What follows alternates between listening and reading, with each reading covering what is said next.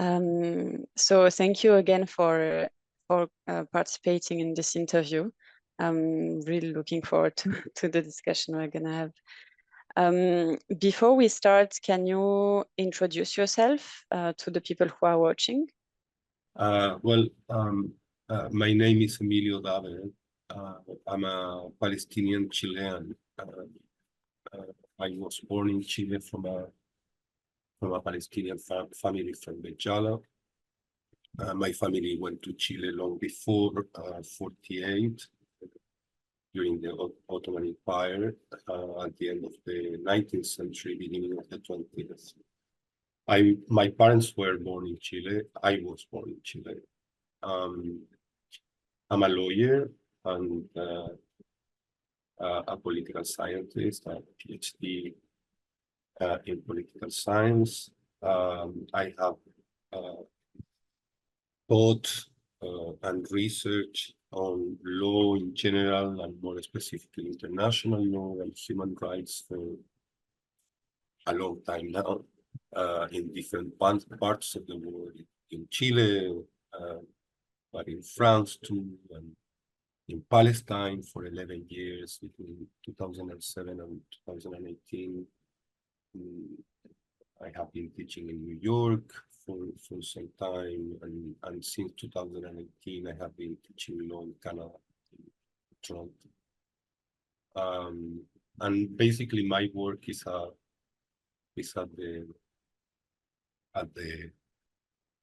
the border between law and politics. That's very interesting. So you're Palestinian. Is it what has led you to write about Palestine in particular, or is it something else? Yeah. Look, I hate nationalism. So my coming back to Palestine does not have anything to do with any sort of nationalism. But more about personal reasons. You know, I was very struck at a very young age, because I don't know if you have heard, but you know, in Latin America, Palestinians and Arabs in general are called Turks. Okay. For a very banal historical and administrative reason, is that when they first arrived there, they were coming from Palestine under the Ottoman empires, and therefore with a Turkish passport. So Turks. And once discussing this issue with Rashid Khalidi, the Palestinian historian, that makes, you know, this point in his book on Palestinian identity, when he says that, you know, he wants to dismantle this argument that Palestinian nationalism was born as a reaction to Zionism. That when you go to the Turkish archives, you realize that Palestinian nationalism in reality emerges as a reaction to Turkish nationalism. And I was telling to Rashid during this conversation, I may have an anecdotal evidence of your argument, because we were called Turks in Latin America, and my father and my grandfather always taught us to physically fight anyone calling us Turks, because this was an insult. And so I asked my father, why should I fight everyone calling me? I was telling him that you understand that everyone calls us Turks. So should I fight everyone every day? I can't. And I don't understand the reason. And he tells me, go and ask your grandfather.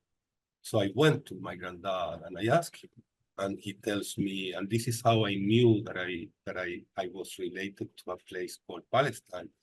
I asked my granddad, why do I have to fight anyone calling me Turk? And he said, well, because you are not. And I said, yes, of course, I know that. I'm Chilean. And he tells me, oh, no, you're Palestinian. And I said, what? I was 10 years old. And I said, what? I'm not Chilean? She says, oh, no, of course, you are Chilean too, but you are Palestinian. And there is a place like Palestine? Tells me, yes, this is where the place where I come from, and we come from. You know, I was a kid, and I went back home very puzzled by this discovery. And I looked in my mapa mundi, you know, Palestine, and I didn't find it, right?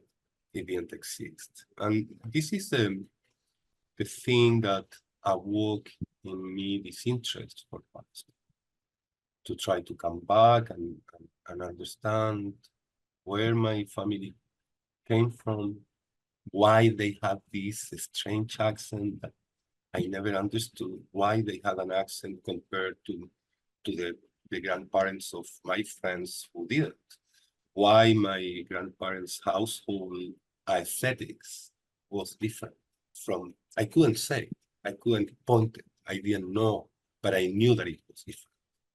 Well, when I went to Palestine, I understood. Right? In my grandparents' house, there were no paintings, only carpets on the walls.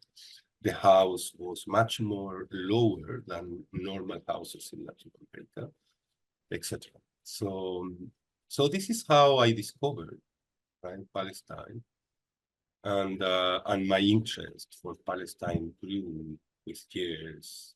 After working as a lawyer in Chile for 12 years, in different issues, but more fundamentally on human rights issues during the dictatorship and after the dictatorship.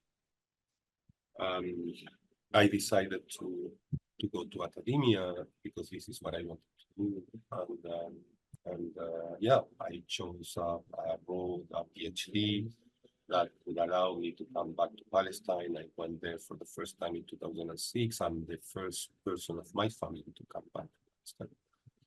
And then in 2007, the university hired me in Palestine, and I stayed for 11 years. Now today, you know, Palestine is my home. It's the only place where I miss it.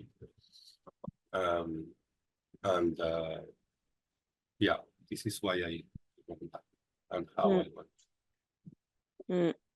Thank you for sharing. It's a beautiful story, actually, and yeah, it's crazy how after all this path and generations, this is still a place that feels like home. Absolutely. I mean, if I'm not boring you with that, I would like to make a point that is important, which is, you know, in research, because what I was doing there was research. Right, I was working on my PhD, on my dissertation. My dissertation was about the Palestinian Basic Law, which is basically the constitution of the Palestinian Authority. And this work was a sort of political history of the Palestinian Basic Law, which is the name of the PA's constitution. And so, you know, I don't know if you are familiar with, you know, with anthropological theory, but one of the questions that are very recurrent in research is, how does the past of a researcher affects or influences or shapes his present and the ways in which he researches, right? And I had to do this because I didn't want to pretend that I went to Palestine and I had the typical classic anthropological encounter, right, with an object, with a sort of object from which I'm alien, I'm neutral, I'm objective. I'm not. And I knew it, right? And so I wanted to account for that. And I explained effectively how, of course, evidently, my past, my Chilean past, shapes, inspired, influenced the ways in which I researched, what I researched about, what kind of questions I was asking, what I was looking for, what kind of parallels I was making or metaphors, right? Or comparisons. Of course, my Chilean past, growing up under dictatorship, being a lawyer trained during the dictatorship and after, all these things, of course, shaped and influenced my research. I don't think it's by chance, right, that coming from a dictatorship, what I was seeing in Palestine was another dictatorship, right? The Palestinian dictatorship. That reminded me so much of what was going on in Chile during 70s, 80s. But I discovered something less evident also, which is that not only the past of the researcher influences or shapes his current research, but actually the researcher's present, my Palestinian present at the time, would somehow re-signify my Chilean past. Because only in Palestine I understood why my grandparents had this accent, why their household aesthetic was different from others. But I also understood who was, for example, Maria Shadid. Maria Shadid was our neighbor. And I never understood who was this woman. She had the same accent that my grandparents. She wasn't a Palestinian, she was a Lebanese. I didn't understand why she was alone there. I last saw her at the end of September 1982, and she died some days after that. When I was writing a preface to my dissertation, telling this, trying to explain this, I called my mom and I asked her, do you remember when it was the last time we saw Maria Shah? And she tells me, yeah, I think it was at the end of September 82, maybe first week of October. I remember that because Maria Shadid came to our house to ask my mother to read and to read to her letters that were coming from Lebanon. Okay. What I never understood is why she would ask my mother, because my mother did not speak Arabic. Then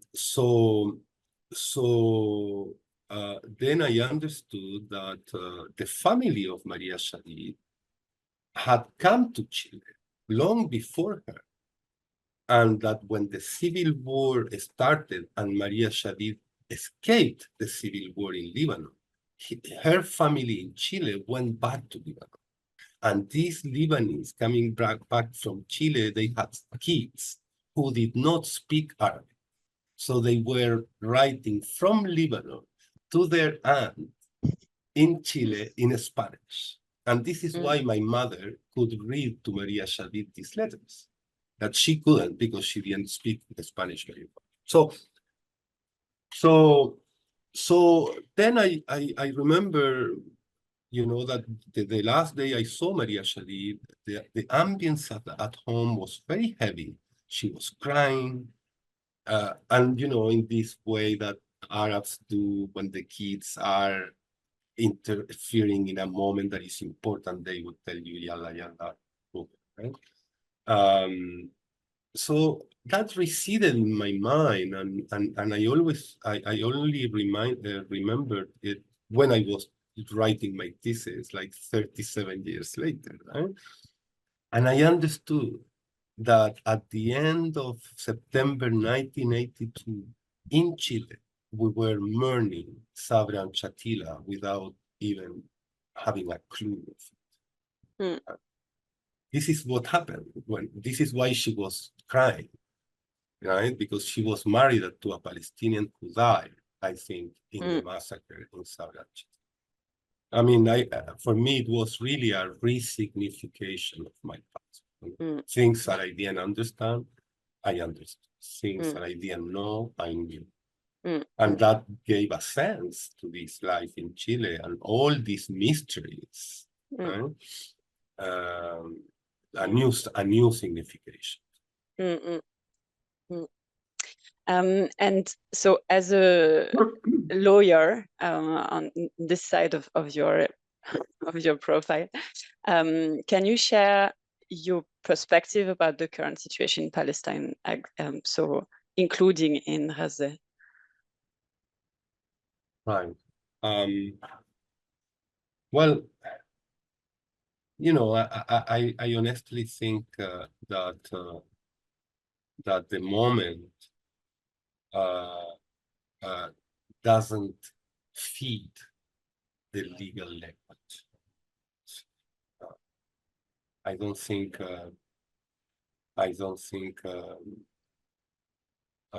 we can make what is going on in Palestine. It cannot be reduced to legal terminologies, right? And I think in this sense, the conversation should be more political than legal. But from a legal point of view, well, what I would say is that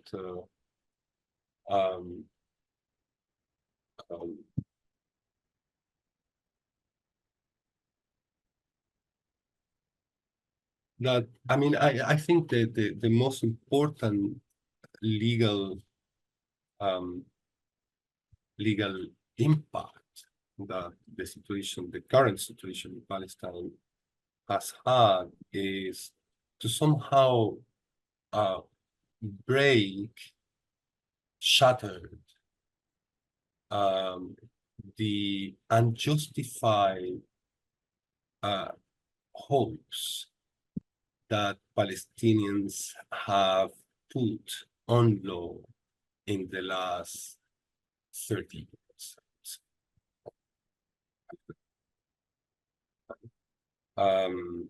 Palestinians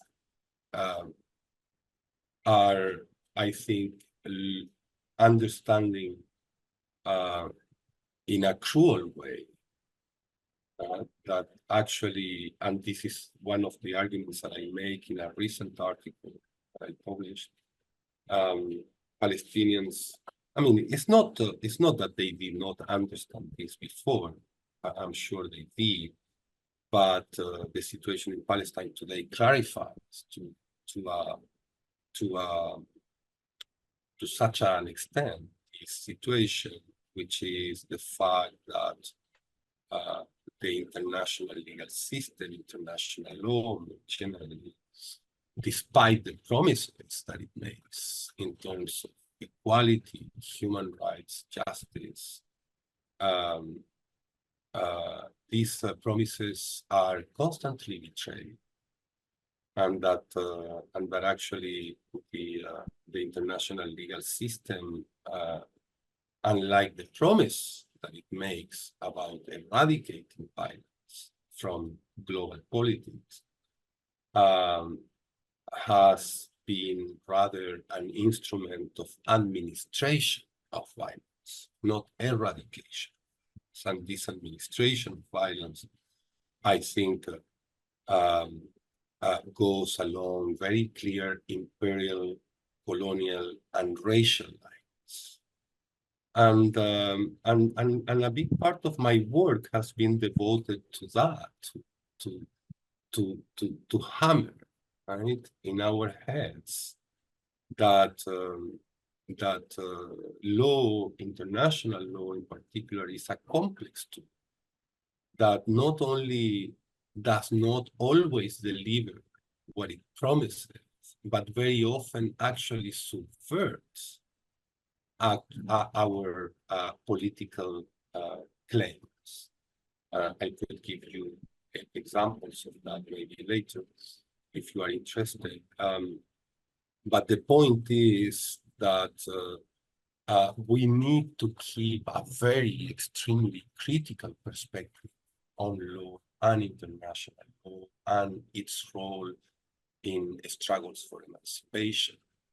I would say that I think for me, this is the most important lesson to draw from the current situation in Palestine from a legal perspective.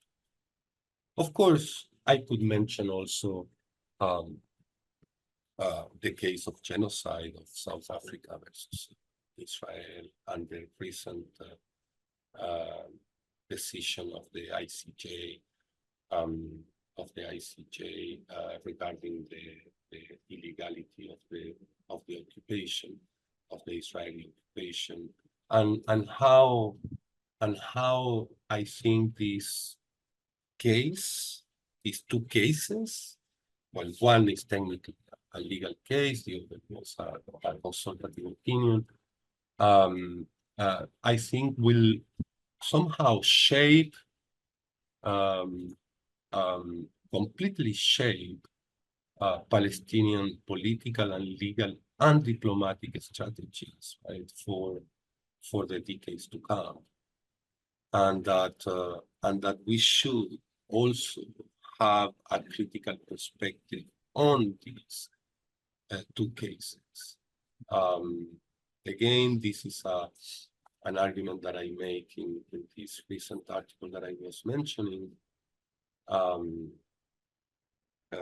because, you know, I mean, despite all the warm welcome to the decision of 26th of January of the ICJ regarding provisional measures demanded by South Africa, I was very surprised that Palestinian scholars, pro-Palestinian scholars, legal scholars, and political commentators, and etc., had such a warm welcome for this decision without making any critique of it, when, in my opinion, it really deserves strong critiques too. Of course, the decision has some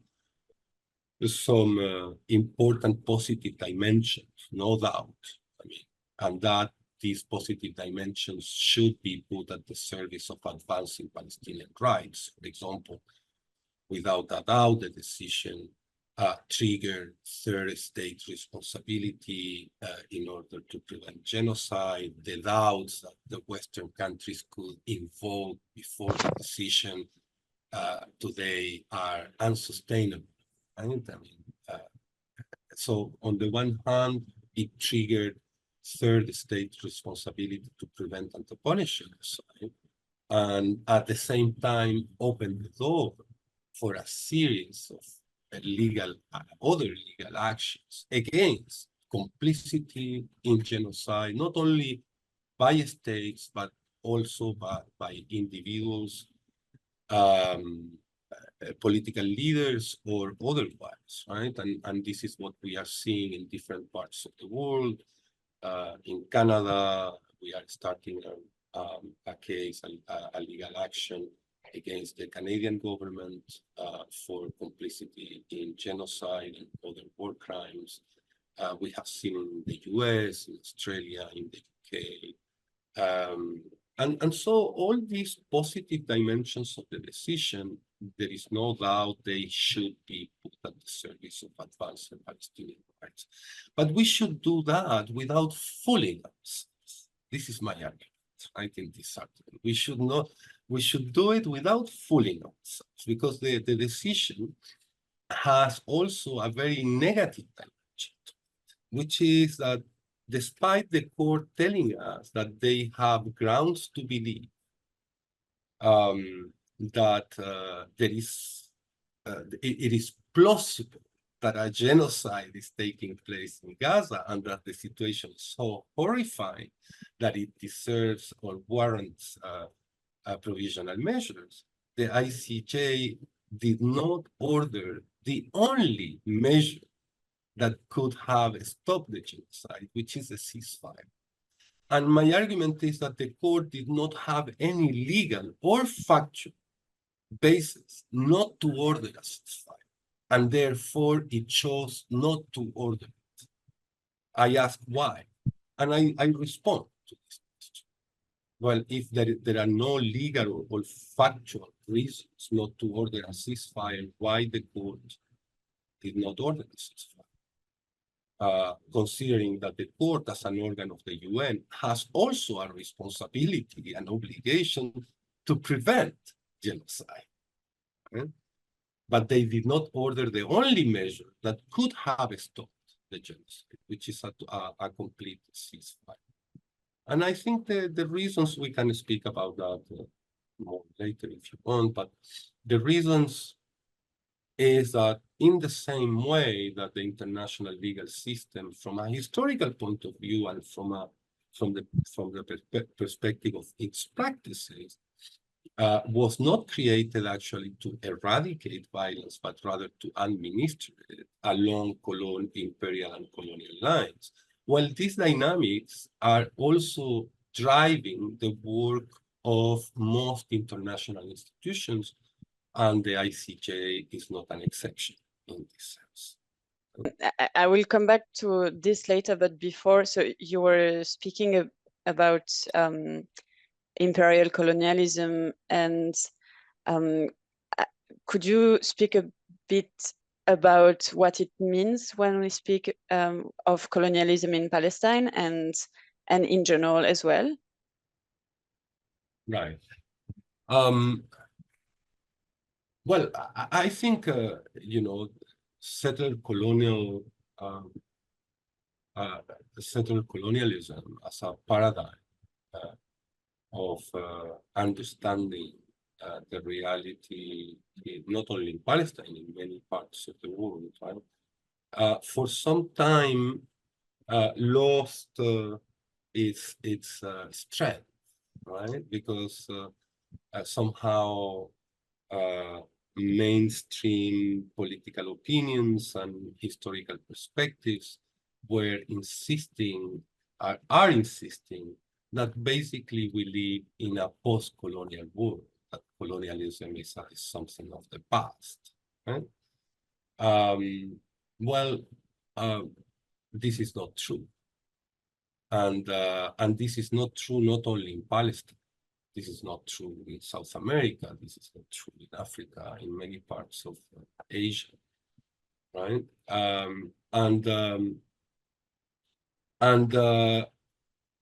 And so the colonial domination has been present. I mean, Western colonial domination has been present in our histories from the 15th century to today. And so I think we should put back in its place the notion of settled colonialism or colonialism more generally, to understand what is going on in many parts of the world, without which actually our perspectives are only partial and in many ways misleading. So settled colonialism, right, as a regime of domination is basically characterized by the occupation of a land and the exploitation and repression of the native population, in some cases with the intention of exploiting humans and natural resources. In some other cases, with the intention of completely replacing, right? Like it happened in the US, in Latin America, where millions of indigenous people were killed, and the colonial project seems so consolidated and inevitable. Right? Well, the only difference that I see between these colonial projects and Palestine is that in a certain way, one can say that the Israeli colonial project has failed. But otherwise, the parallels are so many. right? I mean, I don't see relevant differences between colonial projects in other parts of the world and in Palestine. Of course, there are differences, but these differences respond to a particular context. They are not essential differences in the same way that capitalism, for example, right, has different expressions in different parts of the world, and they are different, right? Well, it doesn't change the nature of the regime, which is a capitalist regime. In the same way, I would say, of course, colonialism acquires certain characteristics that are proper to certain places because of the particular context of the place, but it doesn't change the fact or the nature of the project as a colonial project. So in the case of Palestine, you know, a lot has been said about the fact that no, actually, in the case of Israel is different because, you know, Israel or Israelis do not have, like in classic settler colonialism, they do not have a metropole to come back. That is an essential difference between. Well, I don't think this argument holds in any meaningful way for two reasons. Well, the first reason is that the Israeli colonial project is not the first colonial project in which the settler claims not to have any metropole to go back, to be a native. And right, and so, for example, French people, right, French settlers in Algeria, they did not see France as a place to come back to. They did not want to come back. They did not want to leave Algeria. I mean, people like Albert Camus, right? Great intellectual part of the resistance in France and etc. Albert Camus was a Pied Noir, right? A French born in Algeria, and he considered Algeria as the only home he had, as his land, right? So in the same way that Israelis claim today Palestine to be the only place where they can be. The same happening with Italy in Libya. The Italians also claim that they were coming back, and you know, from the Roman Empire to the Italian colonial project in Libya, right? They also claim that they were part of this land, that they were native to this land, and that they did not have any other place to go back to. But then there are other examples. I mean, people tend to forget, right, that European colonial projects, for example, in the US, North America, and South America,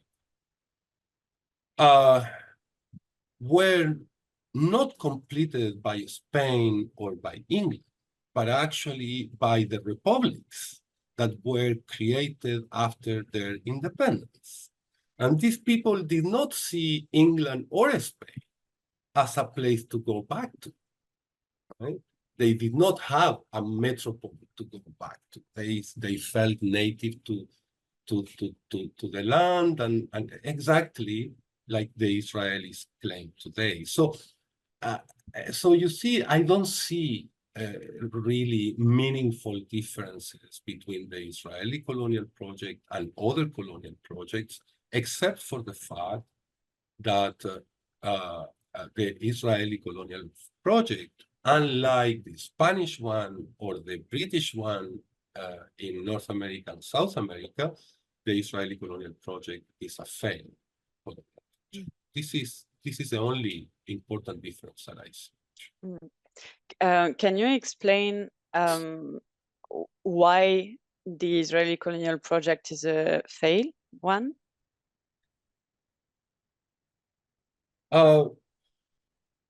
Well, today we see it. I mean, I don't know.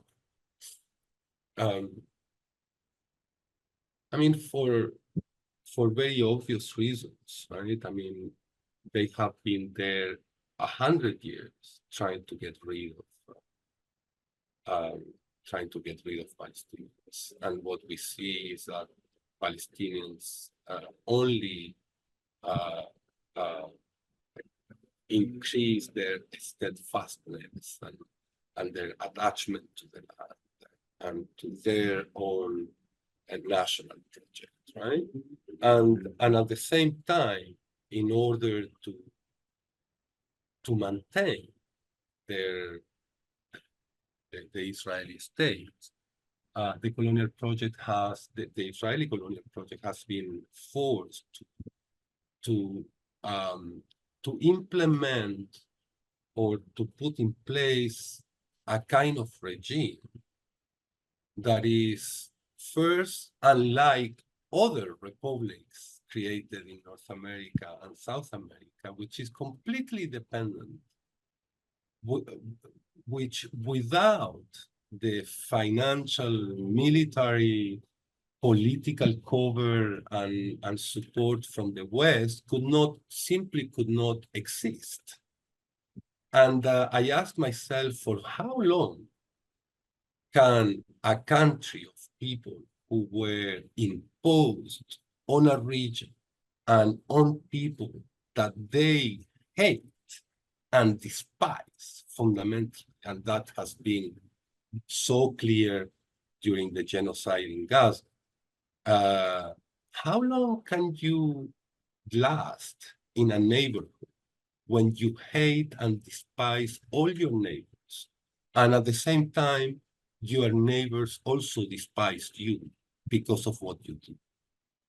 How long can you last there? So you know, successful colonial projects, I mean, if there is something like that, right? I mean, successful, I mean, in their own logic, right? Successful colonial projects, well, what we see historically is that they progressively diminish the violence that they need to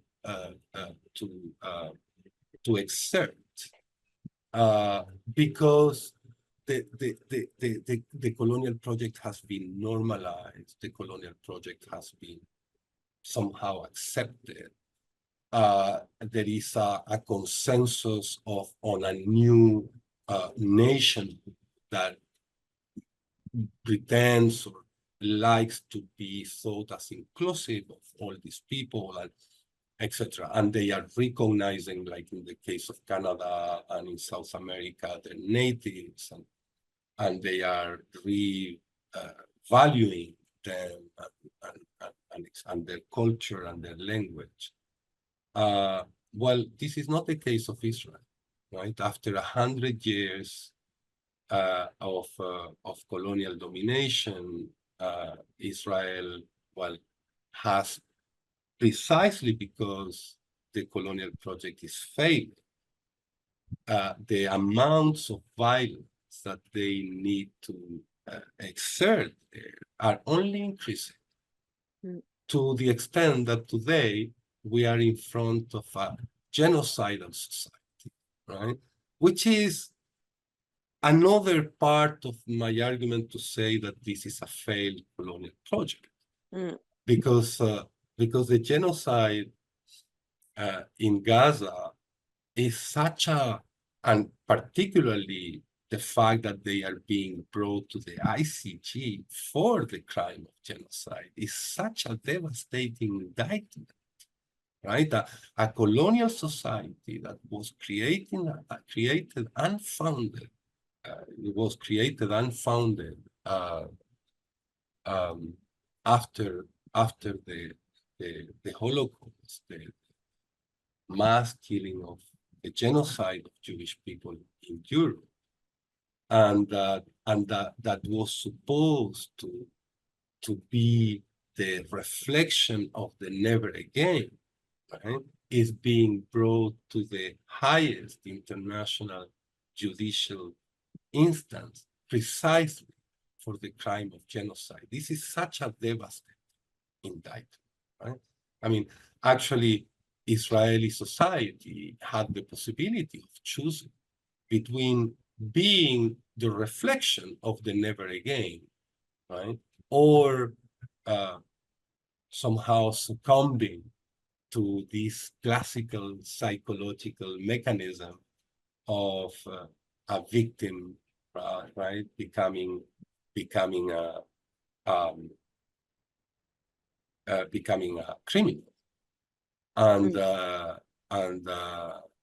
and they chose the second. Right? It's a failed colonial project for all these reasons, and all these reasons are at the same time symptoms of this failure. Right? Israel is not being normalized. Yes, of course, we hear that Jordan, Egypt, Saudi Arabia now, Morocco, they are all, well, Jordan and Egypt did it. And now we have all these Arab countries trying to normalize relations with Israel. Well, they can do that because they are normalizing relations with whom? With Arab people? No. They are normalizing relations with dictatorships that do not represent their own population. So that can change at any time. That doesn't give any security to Israel. If anything,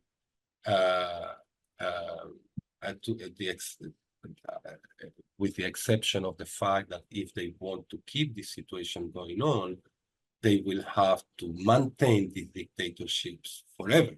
And more than that, side with them. Right? Side with the most authoritarian, brutal regimes in the Arab world. I don't think anything good can come out of it.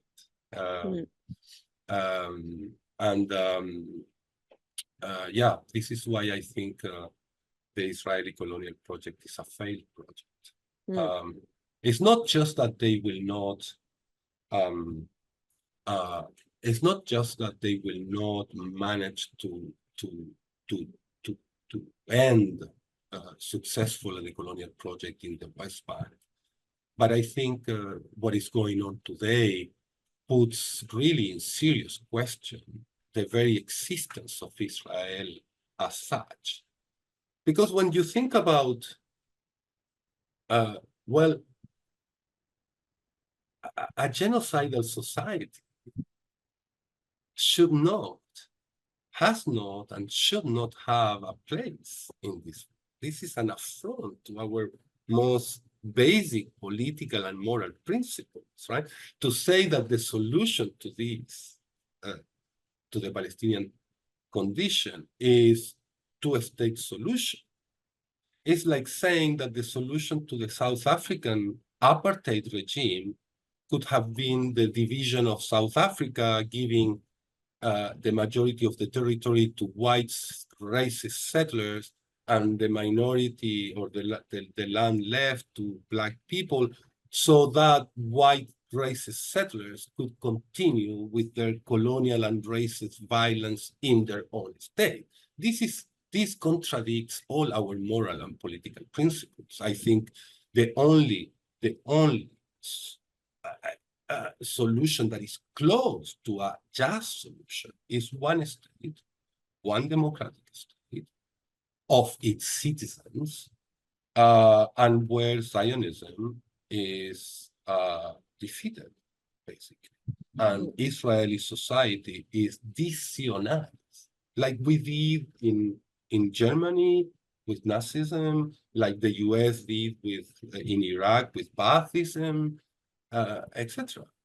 So no, I don't think there is a space in this world for a genocidal colonial project like the Israeli. And I think that will bring the regime to its knees, and we are seeing such strong signs of it. Right?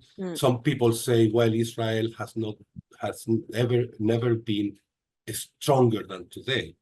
No, I read it the other way around. You see, colonial regimes and regimes of domination in general become more violent when they are at their weakest point, Mm. right? And this is what history shows. Mm. So I don't see it as a show of strength, but actually weakness. And the last thing that I wanted to say is that I see this colonial project failing because the situation has changed. Actually, the resistance has completely changed the context in which this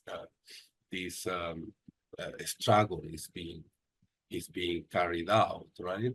Until the 7th of October, Israel had comfortably kept its territory protected without paying any consequences for the killing of Syrians, Lebanese, Palestinians, etc.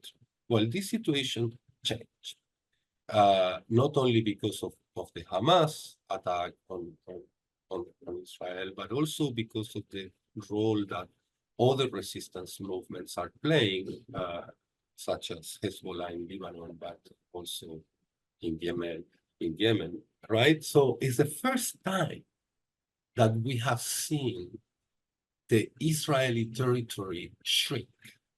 They have lost the north, they have lost the south, and the colonial project is basically limited to the center of the country. I don't know how long it will take to them to convince people to come back to these areas, right? If they ever do, actually. So something very important was shattered during this last war, which is something that I call the colonial social contract, which is what? Which is basically, right, settlers are there because they have a contract with their colonial state, and this contract ensures them security. This is the colonial social contract. You state, my colonial state, right? You bring me here, and I'm willing to be here and to carry out the project because you will protect me, right? You give me security. You keep me safe. Well, this was shattered, right? And I think this is extremely Israel will not go down because of financial reasons. They will not go down because of military reasons directly. They will go down because their own population, which is a settler population, which has a very particular relationship with the land. They are not willing to die for it. And I'm sure that, I mean, we have seen, right, since the 7th of October, hundreds of thousands of Israelis have left the country. Hundreds of thousands of Israelis say that they want to immigrate from Israel, right? High numbers of people do not want their kids to be raised there anymore. They don't want them to go to the military, right? And I think that will bring the Israeli colonial project finally down. I'm sorry that. Mm. Yeah, that's very interesting. There is a lot to unpack, I feel, in what you said, and I have a few follow-up questions, but I wanted to come back a bit to you were talking about the parallels that exist between different colonial realities and situations, and I wanted to ask you how do you think it impacts how people perceive and respond to the Palestinian case, if we can call it this way? Yeah. Well, it's very interesting, because Palestinians share with a big part of the world the colonial experience. And particularly Latin America You know, I mean, the peoples of Latin America understand perfectly what is going on. They share this history, not only during the 15th, 16th, 17th, 18th century, but today, because colonialism has not ended in Latin America or in North America for that matter. So they share this history. They understand what is going on. They understand the role of the US. They know that the US is not a fair broker of anything, right? So the sympathy that the Palestinian cause awakes in these regions of the world is huge, and I think Palestinians and the Palestinian leadership and Palestinian organizations should be looking at these countries, not only to the Palestinian communities in this country, but to the entire nations which share with Palestine a colonial history and a colonial present. Right? So I was invited here in France to a conference during summer about precisely this topic, Palestine and the world. And so I was trying to establish a parallel between the history of South America, and particularly Chile, which is the country that I know the best, and the Middle East, and particularly Palestine. Right? And the parallels that one can establish are striking, right? To today, until today, right? What are these parallels? Well, of course, and evidently, a colonial past, right? In both places, you have native populations fighting colonial domination. But there is also another level to these parallels, which is the parallel that can be established between struggles in Latin America for social justice and the Palestinian struggle for social justice in an increasing neoliberal environment. Right? So I don't know if you are familiar with the history of Chile, but in Chile, Chile was during 70s the very laboratory of neoliberalism. Even before the neoliberal push by Reagan in the US or Margaret Thatcher in the UK, before that, Pinochet, with the help of Chicago Boys and other economists, were implementing a strict neoliberal policy in Chile in perfect conditions because it was under dictatorship. They could do anything they wanted. Right? And the same economic dynamics that we saw in Chile at the time can be seen in Palestine today. From a fight against from the perspective of the fight against colonialism, the realities are also very similar. For example, in Chile, the most important native community is called Mapuches. Okay?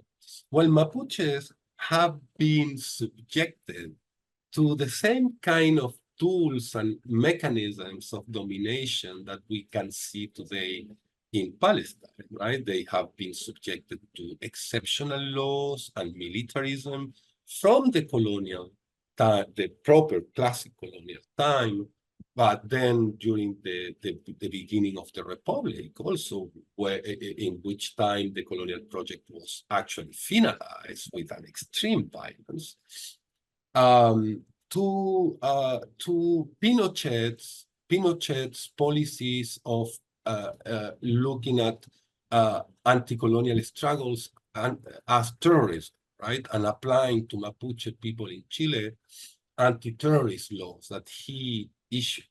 And then after we recovered democracy in Chile, well, the center-left coalitions that have been ruling the country for the last 30 more years have not only administered Pinochet's legacy, but they have also applied these anti-terror laws created by the dictatorship in order to criminalize native anti-colonial struggle. Well, in Palestine, it's the same, right? I mean, we have a whole apparatus of legal artifacts that come from laws from the Ottoman Empire, passing by the British Mandate and all the emergency regulations of the British Mandate that are applied until today, right? I mean, house demolition, collective punishment, administrative detention, these are not Israeli inventions.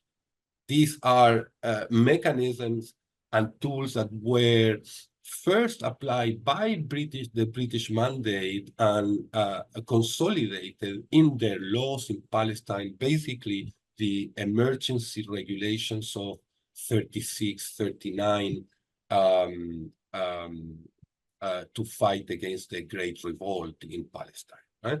So in Palestine, we have also a very varied set of legal exceptional instruments being used against Palestinians to dispossess and to dominate them, going from Ottoman laws that are still applicable to British Mandate laws, to Jordanian and Egyptian laws, to Israeli military orders, and today to the PA laws that are not very far away from the same dynamics, right? Well, you can make this parallel, and then you can make the parallel between these two places from the perspective of their struggles for social justice in an increasingly neoliberal context, right? In the same way that that Chileans were subjected to a neoliberal agenda under dictatorship, Palestinians are being subjected in the West Bank to a neoliberal agenda under dictatorship. I mean, the Palestinian Authority is nothing but that, a dictatorship, right? And they are basically applying this neoliberal agenda, well, because of pressures from donors and, in terms of rationalizing resources, etc., but mainly because they believe that, as in the case of Chile, this agenda could serve to pacify the population, right? Today, Palestinians in the West Bank live under debt, right? Credit was, in 2008, bank credits and bank loans were for the first time put at their disposal. And debt, right, has been used as a tool of domination, quite effective tool of domination that actually pacifies, demobilize, and make alliances and unity for liberation more. So I don't know if I'm responding to your question, but this is so there is so much for Palestinians to learn from Latin America and other places, and there is so much for Latin Americans to learn about Palestine and their own reality, because, and this is the last thing that I would say about this question, because, the regimes of domination created for Chileans during 70s and 80s under dictatorship, and the regimes of domination created for Palestinians since the creation of Israel, but particularly after Oslo, were never meant to rule only Chileans or Palestinians. These regimes of domination, these mechanisms of surveillance, these techniques of policing were intended to be exported. And this is what we see, right? Israel selling their weapons to the rest, weapons that they have already tested, right, on Palestinians' bodies, is being sold to everyone in the world. I mean, every police in the world is being trained by Israelis, US, Europeans in the same counterinsurgency, surveillance techniques, and anti-liberation struggles, basically. Right? So this is why we should be looking at each other, because actually the fight is the same. We are fighting against the same thing. We are being repressed with the same weapons. We are being policed with the same techniques. We are being ruled with the same legal and political regimes and instruments.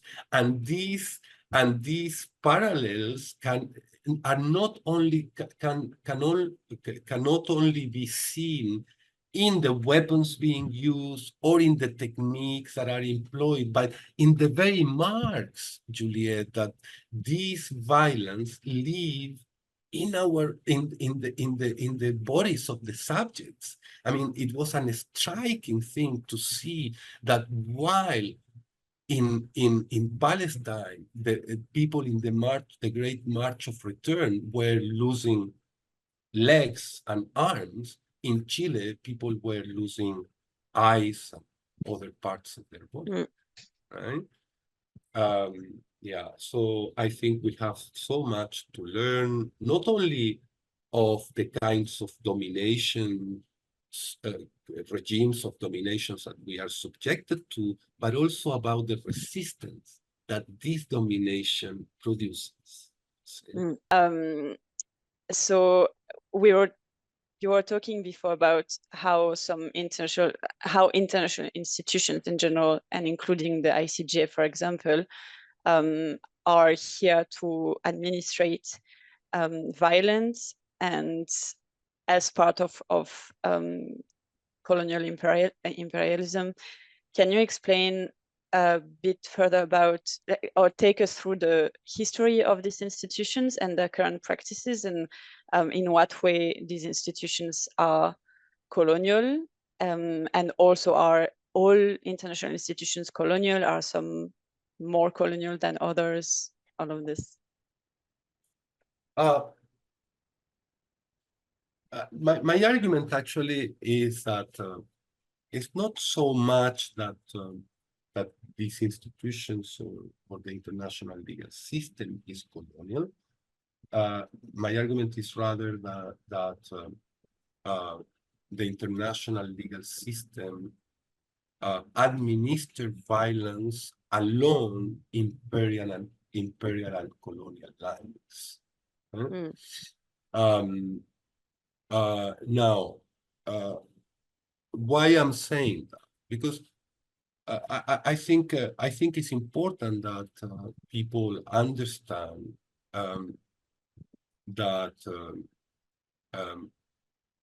people in general tend to believe that the international legal system was created out of concerns over human rights, justice, etc. But the history of the international legal system and its past and current practices show a very different story. Right? So from a historical perspective, when you look at the history of the international legal system, you cannot avoid drawing a conclusion, which is that the international legal system emerged, the first expressions of international legal norms emerged not out of concern for human rights or justice or equality between states, right?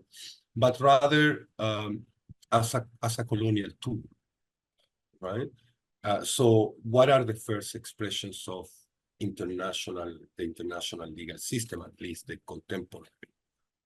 Not to go too far away, but well, the first expressions emerged in the 15th century, beginning of 16th century, when Spain and Portugal were dividing the new discovered lands of America, right? That through treaties between Portugal and Spain and other colonial powers, but also the Vatican with the papal bulls, right? Consolidating and dividing the new discovered lands in America between these two colonial powers in Europe. That were the first expressions of an international legal system. Then later, the international legal system served to regulate, not to prohibit, to regulate and facilitate slavery. Right? And we have treaties between Spain and England, right? Regarding the Asiento de Negros, which was a Spanish institution that administered the slave trade, and that then, because of negotiations with the British, they give to the British, right? So another expression of the first international law that emerged. And then what? 19th century, the Berlin Conference that somehow materialized what we came to know as the Scramble for Africa, basically the division, right, of the African continent among European colonial powers. So this is how the international legal system emerged. Right? It wasn't about out of concern for human rights or justice, but rather colonial power and colonial domination. So basically, the international legal system has been an expression of this power and colonial relations, right? And actually, from the point of view of its practices, well, the practices of the international legal system do not do anything but to reflect, right, these power dynamics. And let me give you a very simple example. When you read the Charter of the UN, the Charter of the UN, Article 1 establishes the objectives of the UN. And the objectives of the UN is basically the eradication of violence in global politics. And Article 2 says that in attaining these objectives, the UN will be guided by some fundamental principles, Article 2 of the Charter. And the first fundamental principle that the Charter identifies is the principle of equal sovereign states. So the Charter promises to eradicate violence and do so under the umbrella of one principle, which is the equality between sovereign states. This is the promise of the UN international legal system. Well, Article 25, not very far down the road, already betrays this promise when regulating the functioning of the Security Council makes a fundamental difference between permanent members of the Security Council and non-permanent members of the Security Council. So from there, from Article 25 already, we are not equal anymore, right? There are special states in members of the UN. And then Article 27 shatters the promise of equality by giving to these permanent members of the Security Council the power of veto. Right?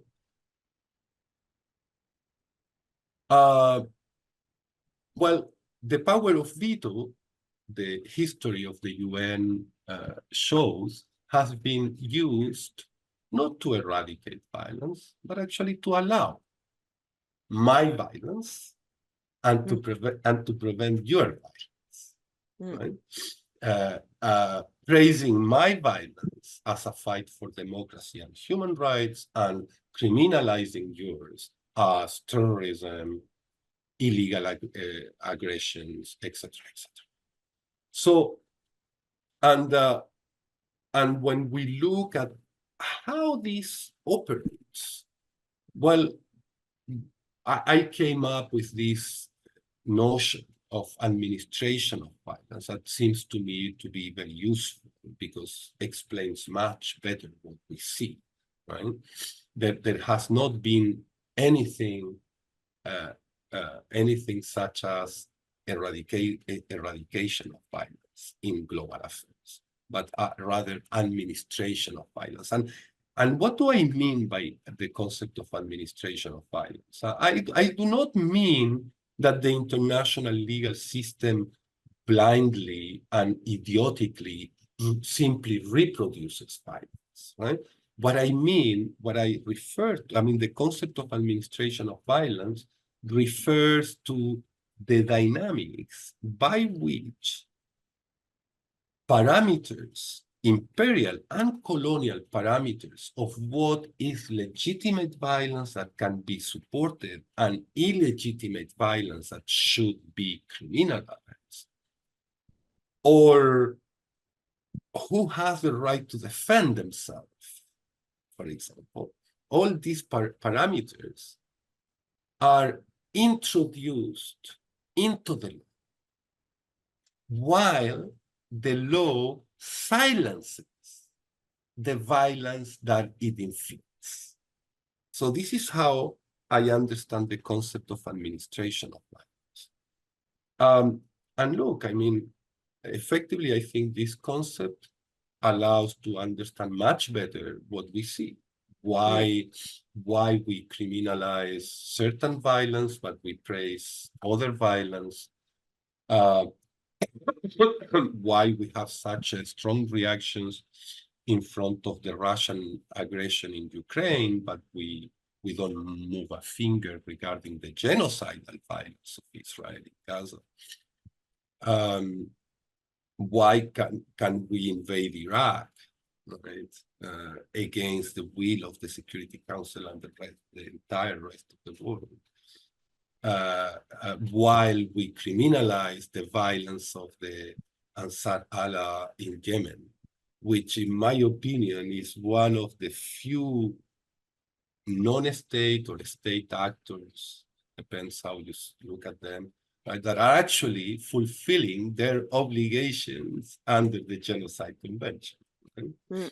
So all these dynamics actually that define legitimate and illegitimate violence, who has the right to defend themselves and who doesn't, along imperial and colonial lines.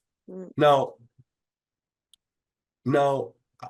my argument is that despite the warm welcoming of the ICJ decision on provisional measures on 26th of January 2024, despite the warm welcoming and critical welcoming, I would say, given to this decision by Palestinian legal scholars, pro-Palestinian legal scholars, political commentators, is surprising, it's striking and frustrating.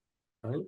The argument was, oh, we need to use this decision in advancing the Palestinian cause. Yes, as I told you before, I agree with that, we should do that, but without fooling ourselves. I think we can do both. We can use this decision in order to advance Palestinian rights, and at the same time, we should be able and capable of developing a solid critique that I think the court deserves regarding the practical effects of its decision that, in my opinion, facilitated actually the continuation of the genocide in Gaza, simply now obfuscated, hidden in legalistic, technical, and bureaucratic arguments about whether Israel was abiding by the order, letting aid entry. I mean, we have this discussion for months. And in between the 26th of January and, August this year, while we were put in the absurd position of having to sit with the perpetrators of genocide to discuss whether they were committing genocide, something that they had explicitly said they wanted to do and they were actually doing. We had to put up with this absurd situation in which we had to sit with the perpetrators of genocide to discuss whether they were doing what we all knew they were doing and wanted to do. While that discussion happened in between January and August, more than 12,000 Palestinians, more Palestinians were savagely murdered. So these are the practical effects of the decision. And the Israelis are right when they say, well, the ICJ did not order a ceasefire, so I can continue shooting. They are right. They are right. The ICJ told them that they could continue shooting.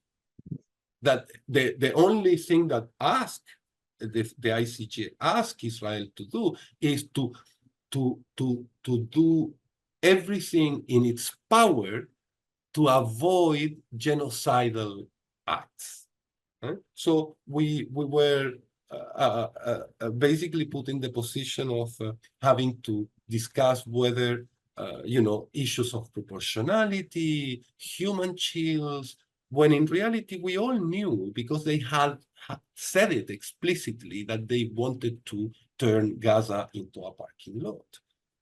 So for me, the decision of the ICJ is nothing but a prime example of the concept of administration. You see? So then I think it was in July, finally, the ICJ accepted the demand from South Africa of a ceasefire. But curiously, the ICJ ordered Israel to cease fire only in Rafah. So at the end of the day, Israel did not only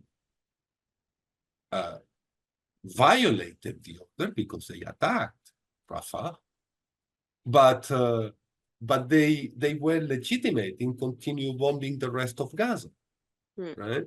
So how do you understand that? I think the concept of administration of violence is very useful. And then something happened which was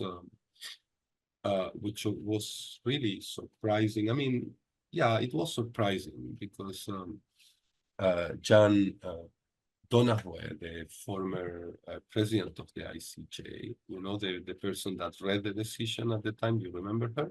The North American judge? Well, she finished her mandate at the ICJ. And then after finishing her mandate, she gave an interview to CNN. And in this interview, she advanced some shameful, obscene arguments, trying, according to her, to clarify the decision of 26th of January. And her argument was that actually the court had, on 26th of January, had not decided that the Israeli genocide was plausible, or she said the court did not say that it was plausible that Israel was committing genocide. This is not what the court said. And she says then what the court said is that the right of Palestinians to be protected against or from genocidal acts were plausible. Well, when you hear that as a lawyer, you understand that something extra-legal is going on there, because Donahue is an experienced, renowned, I'm sure, intelligent a lawyer and jurist, and she knows that this interpretation does not make any sense. It's so absurd that it suffices to say that that if the court said that the right of Palestinians to be protected from genocidal acts are plausible, that can only be so because someone is committing genocide. Right? I mean, right? So Donna Hue, I'm sure she understands this, and she understands that this is the only sensible way of interpreting the decision. Yes, effectively, when you read the decision, literally it says what? That the rights of Palestinians to be protected from genocidal acts are plausible. This is what the decision says. But if the decision says so, it's because the court considers that it's plausible that someone is committing genocide, right?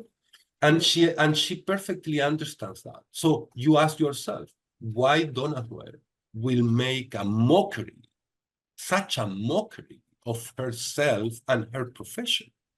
Well, I think the explanation is that she wanted to protect her reputation and her physical security and that of her family from retaliatory acts from Western countries, from Israel, etc.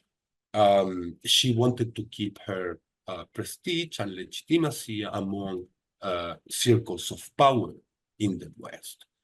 And this is not just a conjecture that I'm making, right? Then we knew through Karim Khan, right, that effectively the Western countries, without any tension, mental or theoretical or moral tension, are convinced that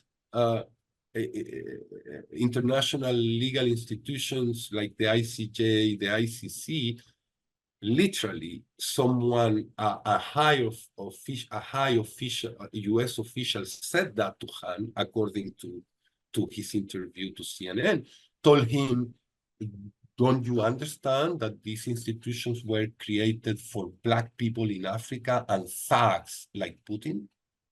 This is the the conception they have about this, right? And then we had reports from the mainstream media in Europe, which are not pro-Palestinians, right?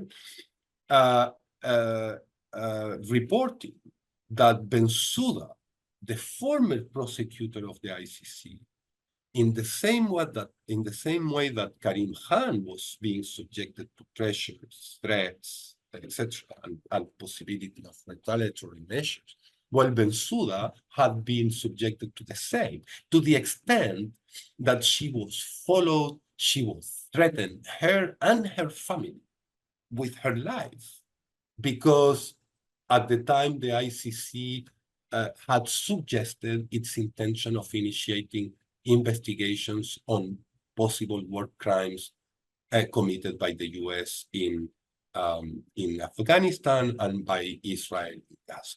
Right? To the extent that Bensouda reports that an Israeli agent from Mossad or one of these security agencies that Israelis have, had imposed himself in her hotel room, right? Giving her a message that it was not advisable for her to go on with this investigation.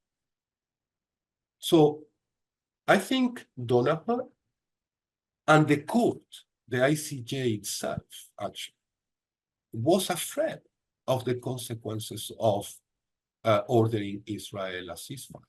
Because according to the parameters of administration of violence today, an international court is not expected to order a ceasefire to Israel.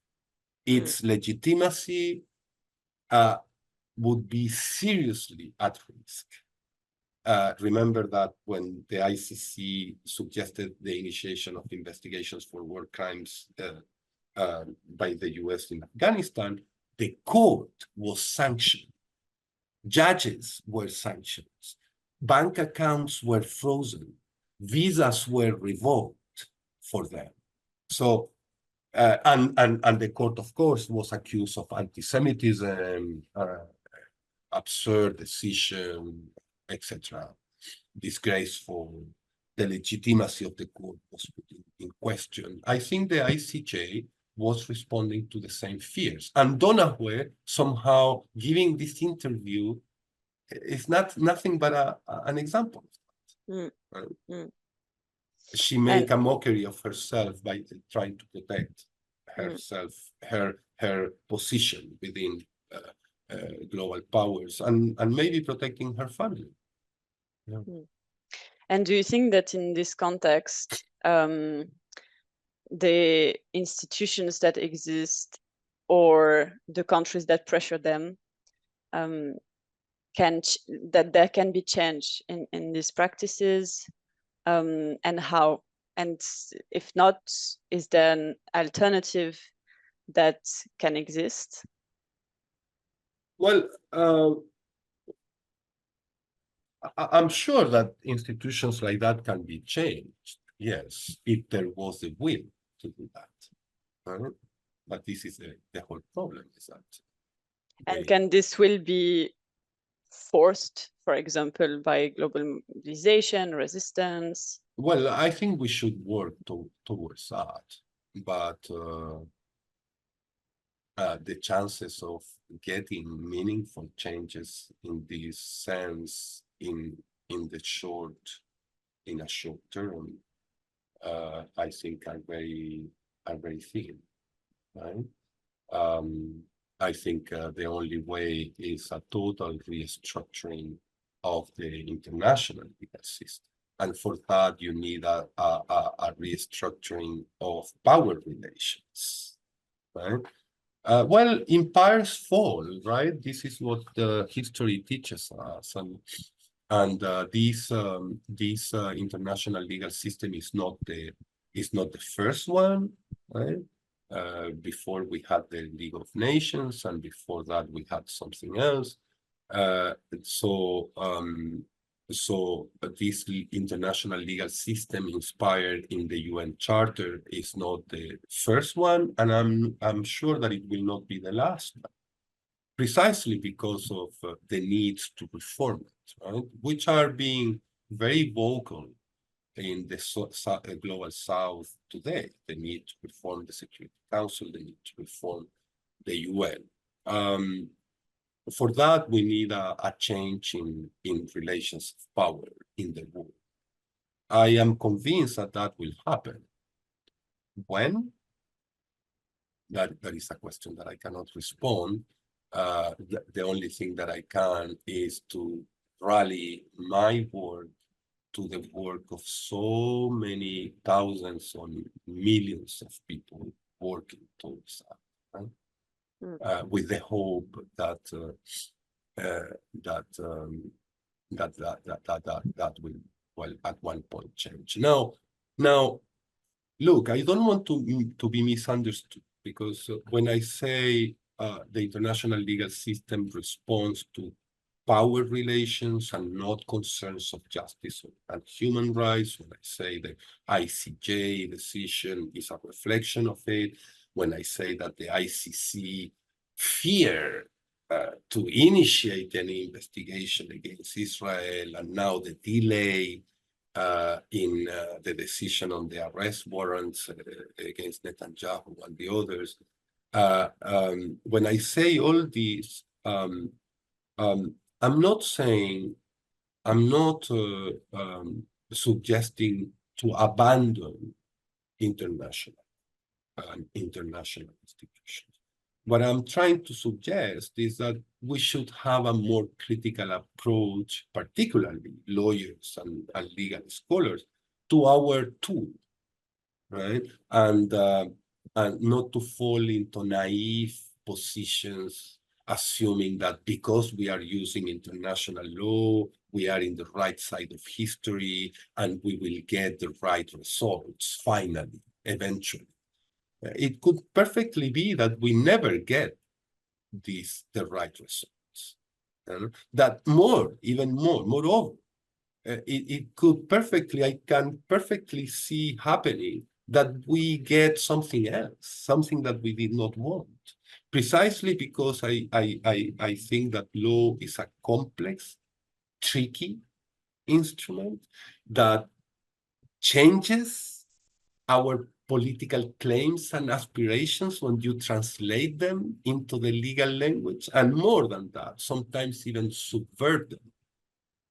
You see, like in the case of the ICJ, we went there for a ceasefire, right? That was the objective, well, a ceasefire to avoid genocide. What did we get? An order that did not include a ceasefire and that actually facilitated, rationalized, obfuscated the crime being committed in Gaza, the crime of genocide. So this is in the law, and in law in general, but international law is not an exception. There is a lot of indeterminacy, right? And there are cracks where we can enter. Many lawyers in contemporary history have used international law and national law in order to fight regimes of domination. I did it in Chile during the dictatorship. French people did it during the Algerian War, right? There is the famous example of Berger, what is his name? Jacques Berger. He's a famous French lawyer who somehow practiced this notion of disruptive use of law, right? And I think this is what we need. We need a new approach to international, one that's critical, and one that fights against the imposition of international law, because this is what I think is happening in Palestine, the imposition of international law as a tool of disciplining Palestinians. You know, because when you look at public debate at the global level, at the UN, and diplomacy in general, when they look at Palestine, what are they saying? That the situation in Palestine should be solved according to international law, without saying that the international law that they are referring to is only a part, a very particular part of international law, that I think is not the most efficient and is not the one that corresponds the best to the Palestinian situation. Why I'm saying that? Because the international law that they are referring to is basically Resolution 242, basically two-state solution, Geneva Conventions, therefore the law of the victims, right? The law of the victim that need our protection. So taking away any agency from Palestinians, right? They are basically telling Palestinians, this is the way in which you can see yourself.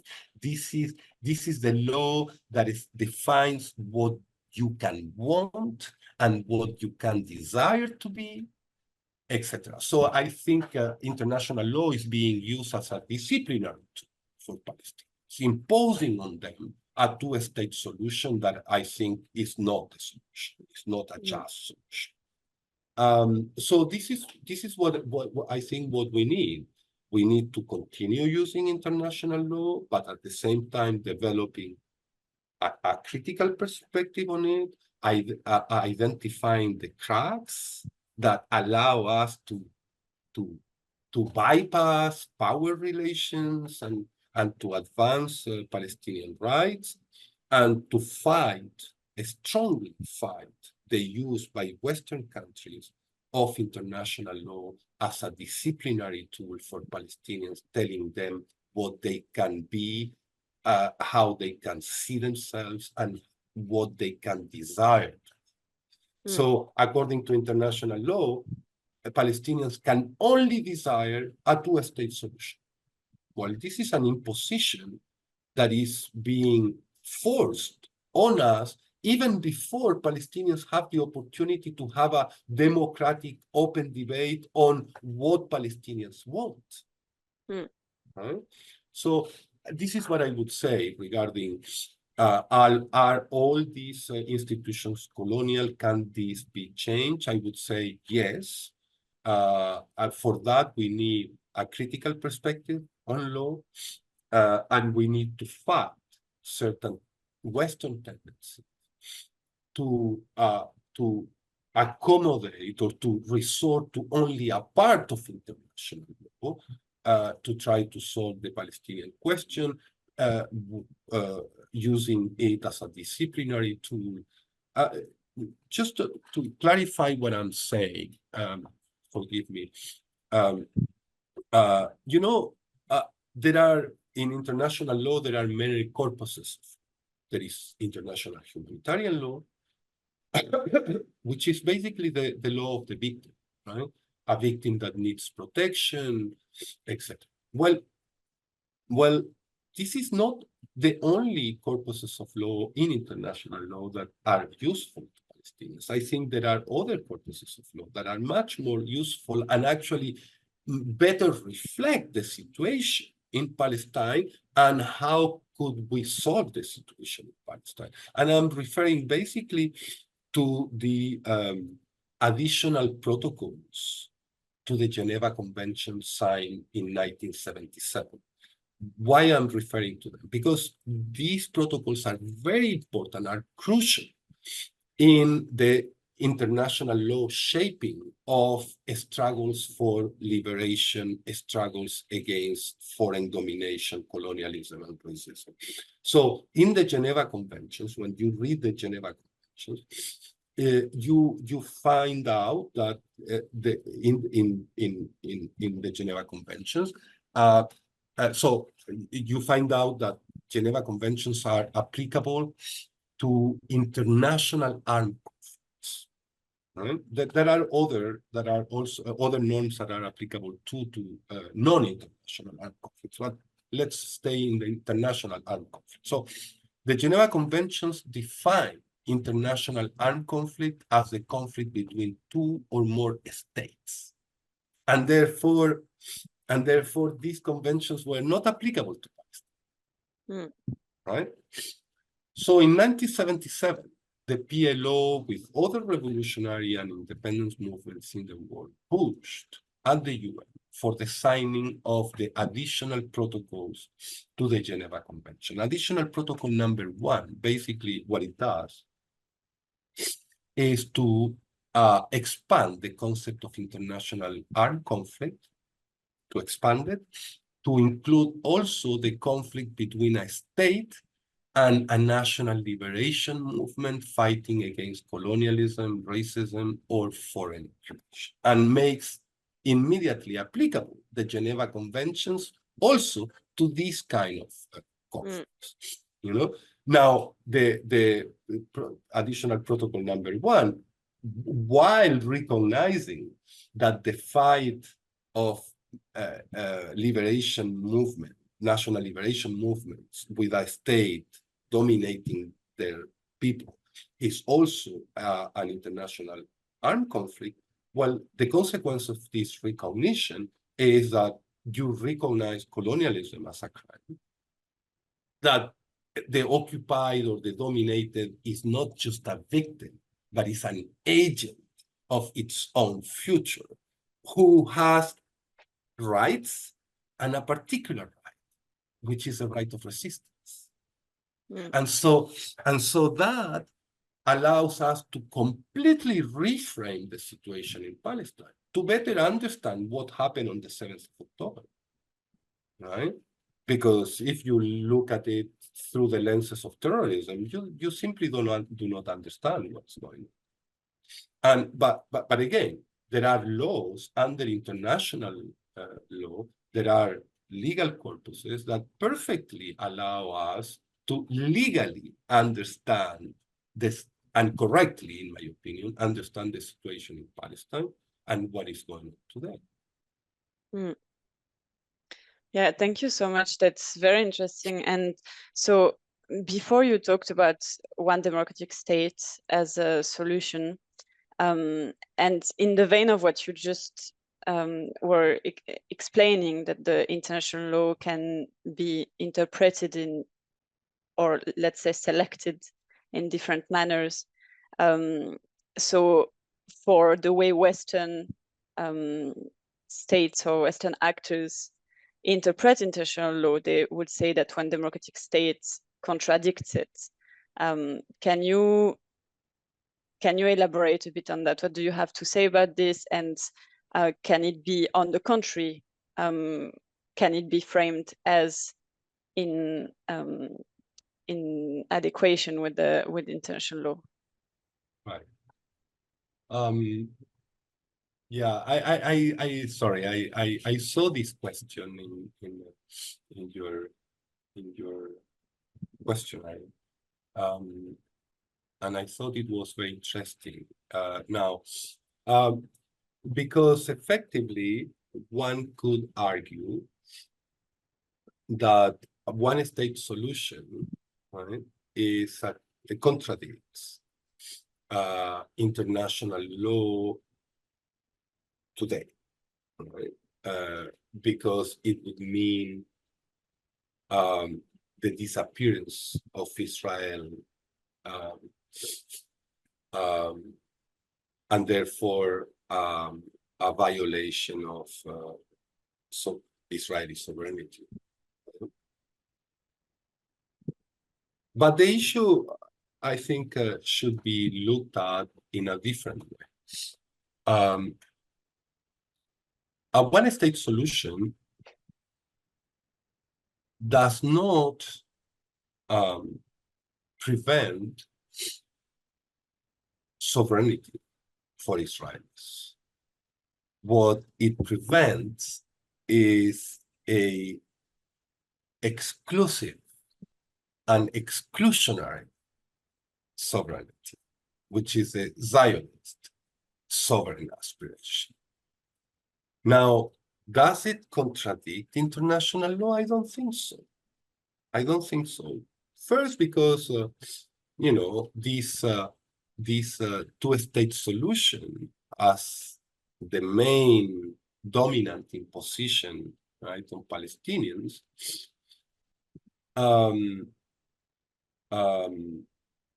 is another example of administration of violence. You see, they are telling us basically that the violence of 48 until 67 is perfectly okay, and that we should not question it. And if we do, we are anti-Semites, right, or terrorists. So they legitimizes any critique of the violence of the Nakba and basically erases the Nakba. Right? And that violence is permitted, is legitimate. What they don't want to allow or to legitimize is the violence that came after 67, if we believe to their statements, which are in general very dubious, as we came to understand after the Oslo agreements, right? But the fact is that this erasure of the violence of the Nakba and from 48 onward is completely arbitrary. And actually, the legitimation of this violence, I think, violates the international legal system. I mean, when you think about, does the UN have the right to divide countries like it did with Palestine? No, it doesn't. Is the resolution of the UN General Assembly binding? No, it's not. The partition solution. No, it's not. Actually, this resolution contradicts the mandate the norms of the mandate at the time. So I think the very creation of Israel is a violation of international. And if at any moment someone thought that it was possible, acceptable, imaginable to accept a two-state solution, well, after the genocide in Gaza, I don't think we can continue. I mean, this position is not sustainable anymore for the reasons that I was explaining before. Because if Israel was a normal state, well, a state that is trying to live in peace with its neighbors, that is trying to integrate in the region, that actually brings progress, not only material but moral progress to the region. Maybe I could think about it. But after unveiling their genocidal intent, right? I think this genocidal state should not have a place in global affairs. So to your question, does the two-state solution violates international law? No, actually it doesn't, right? Particularly because one of the main principles of international law is self-determination of peoples, right? So let's give the peoples of Palestine the possibility of deciding what is the solution, what kind of sovereignty they want, democratically, Jewish and Palestinians. Well, if you do that, the most likely outcome of it is one-state solution. And that would be not a violation of international law, but a materialization of one of the main principles of international law, which is self-determination. Not self-determination for Jewish people or for Palestinian people, no, for the people of Palestine, right? For the people of Palestine, which includes Jewish people and Palestinians. Well, the most likely outcome of it would be a one-state solution. Of course, with the opposition of the large majority of the Israeli society, with some exceptions, but with the support of the large majority of Palestinians, which are actually the majority in this territory. So again, no, it would not be a violation of international law, but rather a materialization of one of the most fundamental principles of international law, which is the principle of self-determination. What I think is a violation of international law is to allow Israel to continue existing in its actual racist, apartheid, and genocidal state of today. So I think that is a violation of international. Thank you. Before we conclude, I want to ask you what would be your message to Palestinians today? I really don't have a message for Palestinians. I listen to Palestinians, I learn from Palestinians. I'm sorry, Juliet, I would feel so uncomfortable to send a message to Palestinians. I think we should be, I'm a Palestinian, right? But I'm not there. And I'm not there. And I don't want to send them a message. I want to listen to them. I want them to tell me. sorry, would you like to send a message to maybe others around the globe, or? Yeah, to other people, yes. Look, I mean, I just wanted to finish about Palestinians. I would like to say my only message to them would be, please continue telling us, continue teaching us what courage means, what dignity means, what struggling for liberation means, what life means. Please, and thank you for doing that. That is what I would say to Palestinians. To the rest, I would say, don't fool yourselves.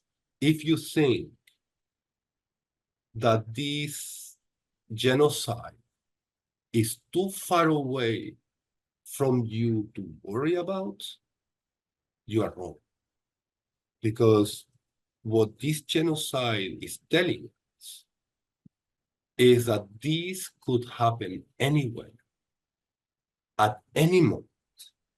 Western countries, Israel, Western countries, and all their allies are saying to us, to each one of us, are saying that genocide is a political solution. And we should be wary of this. This is not something, I mean, the message is so clear, you see. If the colony is at risk, if capitalism and exploitation is at risk, if imperial domination is at risk, well, they see genocide as a plausible political solution. So no, you are not too far away from it not to worry. That would be a great mistake. What is going on in Palestine, this is a message, could happen to anyone, anywhere who opposes colonial, imperial, capitalist domination. This is why I was saying before, we need to look at each other. We need to create these links between us, because the fight that we are waging, the fight that we are carrying out, is the same fight. Thank you. And do you have a message to Israelis? To Israelis, no, I don't have any message to them. To Israelis, I don't want to listen to them. I don't want to explain anything to them. There will be a moment when, if you don't liberate yourselves from Zionism and its violence, its genocidal violence, well, there will be a moment when we will come back to you to free yourself. I'm not talking about annihilation. I'm not talking about throwing them to the sea or all these arguments. I'm just saying that at one moment they will have, if they want to be part of any global community, they will have to renounce to Zionism.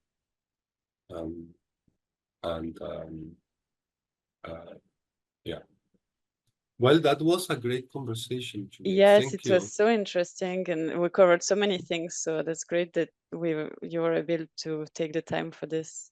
Thank you so much for your time and your patience. Thank you.